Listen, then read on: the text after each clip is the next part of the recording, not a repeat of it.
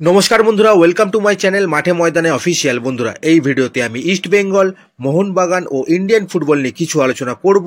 তোমরা যারা যারা আমার ভিডিওটা দেখছো, আমার চ্যানেলটা প্লিজ সাবস্ক্রাইব করে নাও ইন্ডিয়ান ফুটবলের এরকমই আরো আপডেট পেতে। প্রথমে একটু কালকে ম্যাচের কথা বলি। তো কালকে হায়দ্রাবাদ গোয়া ড্র হওয়ায় একটু হলেও কিন্তু সুবিধা পাবে লিগ টেবিলের নিচের দিকের টিমগুলো, যেখানে কিন্তু ইস্ট বেঙ্গলও আছে। হায়দ্রাবাদ একদম নিচের দিকের টিম, তারা কিন্তু ওপরের টিমের পয়েন্ট কাটলে তো সেটা ভালোই হবে। হায়দ্রাবাদ কিন্তু তাদের আগের কোচ থাংবয় সিংটো চলে যাওয়ার পর কিন্তু ভালোই খেলছে। ইস্ট বেঙ্গলের সঙ্গে শেষ মুহূর্তে তারা গোল করে ড্র করেছিল, ঠিক সেই রকমই কিন্তু কালকেও ম্যাচের 91 মিনিটে মানে ম্যাচের শেষ মুহূর্তে গোল করে কিন্তু গোয়ার থেকে পয়েন্ট কেড়ে নিল তারা। তো এটা বলতে গেলে কিন্তু ভালোই হলো নিচের সারির দলগুলোর জন্য।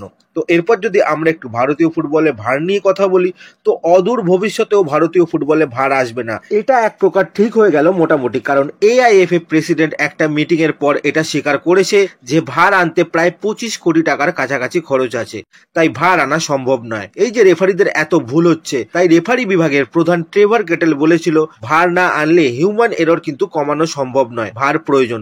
কিন্তু ওই যে AIFF রিফিউজ করে দেয়, ভার এক্সপেন্সিভ, তো ভারতীয় ফুটবলে কিন্তু ভার আনা সম্ভব নয়। তো এটা পরিষ্কার কিন্তু একটা সদিচ্ছার অভাব, নইলে টাকাগুলো কোথায় যাচ্ছে যে ভার আনা সম্ভব হচ্ছে না। ভার আসলে তো অনেক টিমেরই অ্যাডভান্টেজ খতম হয়ে যাবে, যারা মদত পুষ্ট তারা হয়তো সেই অ্যাডভান্টেজটা আর পারবে না, তো সেটা হয়তো করতে চাইছে না সংস্থারা। সেই জন্য ভারতীয় ফুটবল ফ্যানরা অদূর ভবিষ্যতেও আপনারা কিন্তু ভারের আশা ছেড়ে দিন।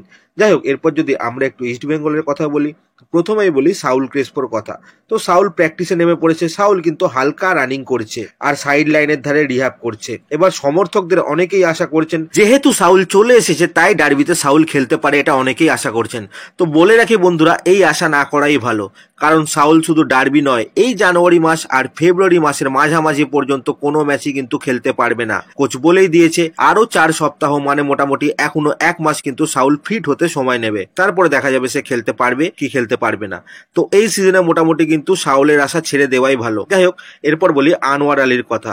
তো সমর্থকদের এটাও প্রশ্ন যে আনোয়ার আলী কি ডার্বিতে খেলতে পারবে, কারণ আনোয়ারকে কিন্তু এখনো দেখা যাচ্ছে খুঁড়িয়ে খুঁড়িয়ে হাঁটতে। আনোয়ার তো টিম মিটিং করেই চলে যাচ্ছে, ড্রেস আপ করে প্র্যাকটিসও নামেনি। তো বলে রাখি বন্ধুরা, আনোয়ারকে কিন্তু 2-1 দিন রেস্ট নিতে বলা হয়েছিল, তো কালকে রেস্ট নিয়েছে আনোয়ার, আজকেও হয়তো তাকে রেস্ট দেওয়া হবে, তারপরে আনোয়ার কিন্তু আবার মাঠে ফিরবে। ডক্টররা বলেছে আনোয়ারের চোটটা কিন্তু গুরুতর নয়, পায়ে পেন আছে হালকা, কিন্তু সেটা কিন্তু আস্তে আস্তে ঠিক হয়ে যাবে। তো ডার্বিতে হয়তো টিম লিস্টে আনোয়ারের নাম থাকবে। এখনো 2 দিন বাকি, 2 দিন দেখে কোচ সিদ্ধান্ত নেবে। যদি একান্তই না খেলতে পারে আনোয়ার, তাহলে কিন্তু বড় সমস্যায় পড়বে ইস্ট বেঙ্গল, কারণ সৌভিকও চোটে, সৌভিকও হয়তো ডার্বিতে খেলতে পারবে না। তো এটা কিন্তু শর্ট আউট করতে হবে কোচকে। সৌভিক যদিও নিজে বলেছে সে রেডি, সে কিন্তু ডার্বি খেলতে চায়। প্র্যাকটিসে এখন সিচুয়েশন প্র্যাকটিস হচ্ছে, যেটা নিয়ে আমরা কিছুই বলবো না।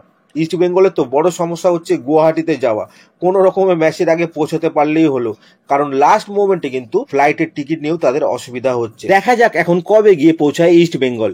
এরপর যদি আমরা একটু মোহনবাগানের কথা বলি, তো মোহনবাগানের জন্য খারাপ খবর তো তোমরা সবাই জেনেই গেছো। অনিরুদ্ধ থাপা কিন্তু প্র্যাকটিসে সৌরভ ভানওয়ালার সাথে সংঘর্ষ হয় এবং সেখান থেকে কিন্তু চোট লাগে থাপার, এবং থাপা এখনো কিন্তু খুঁড়িয়ে খুঁড়িয়ে হাঁটছে। তো ডার্বিতে হয়তো থাপাও অনিশ্চিত হয়ে গেল।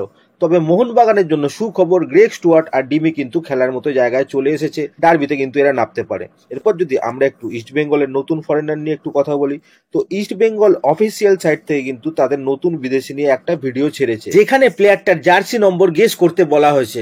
তো আমরা কিন্তু তার আগেই কালকে ভিডিওতে সবাইকে বলে দিয়েছি অলরেডি যে সেলিসের জার্সি নম্বর হবে কিন্তু 7, সেটা তো ঠিক আছে, কিন্তু যেটা লক্ষ্য করার মতো বিষয় হলো সেটা কিন্তু প্লেয়ারটা স্প্যানিশে কথা বলছে, মানে প্লেয়ারটা ইংলিশে কথা বলতেই পারে না। তো এটা একটা চিন্তার বিষয়, ইংলিশ না জানলে সে ভারতীয় প্লেয়ারদের বা অন্যান্য প্লেয়ারদের সাথে কমিউনিকেট করবে কি করে বা বোঝাপড়া করবে কি করে। হয়তো ভারতীয় প্লেয়াররাও অত ভালো ইংলিশ বলতে পারে না, কিন্তু যেটুকু পারে তাতে কিন্তু কাজ চলে যায় ফুটবল মাঠে কমিউনিকেট করার জন্য, সেটাই কিন্তু যথেষ্ট। ইনি যদি শুধু স্প্যানিশ বলেন তাহলে তো বোঝাপড়া হওয়ার কোনো চান্সই নেই। এটা কিন্তু একটা চিন্তার বিষয়। প্লেয়ারটার ইস্ট বেঙ্গলে আসা নিয়েও কিন্তু একটা প্রশ্ন রয়েছে, তবে আমি মোটামুটি জিজ্ঞেস করে মৌখিক যেটা জানতে পারছি, হয়তো আগামী 7 থেকে 10 দিনের মধ্যে ইস্ট বেঙ্গলের এই নতুন বিদেশি রিচার্ড সেলিসের কিন্তু আসার একটা সম্ভাবনা আছে। ম্যানেজমেন্ট কিন্তু খুব ট্রাই করছে যাতে প্লেয়ারটাকে আগামী 7 থেকে 10 দিনের মধ্যে আনা সম্ভব হয়। এরপরে যদি আমরা একটু সুপার কাপ নিয়ে কথা বলি, তো এই বছর সুপার কাপ গোয়াতে কিন্তু হতে চলেছে, কিন্তু কলিঙ্গা সুপার কাপ আর নাম থাকবে না, নতুন স্পন্সর আসবে। সুপার কাপ সম্ভবত এপ্রিল মাস থেকে শুরু হবে, ওই এপ্রিল মাসের 18 তারিখ থেকে কিন্তু সুপার কাপ শুরু হবে এবং 20 দিন ধরে এই টুর্নামেন্ট চলবে। এবং সম্ভবত কিন্তু নক আউট টুর্নামেন্ট হবে, সেরকমই কিন্তু কথা হচ্ছে। এরপর যদি একটা প্লেয়ারের কথা বলি, যে কিন্তু চোট কাটিয়ে ইস্ট বেঙ্গল প্র্যাকটিসে ফিরলো, আজকে থেকে কিন্তু প্লেয়ারটা প্র্যাকটিসে নামছে। তো তার নাম হচ্ছে কিন্তু হীরা মন্ডল। হীরা কিন্তু চোট কাটিয়ে আজকে থেকে আবার কিন্তু প্র্যাকটিসে জয়েন করেছে। আজকের ভিডিওতে এতটুকুই, দেখা হচ্ছে আবার পরের ভিডিওতে। নমস্কার।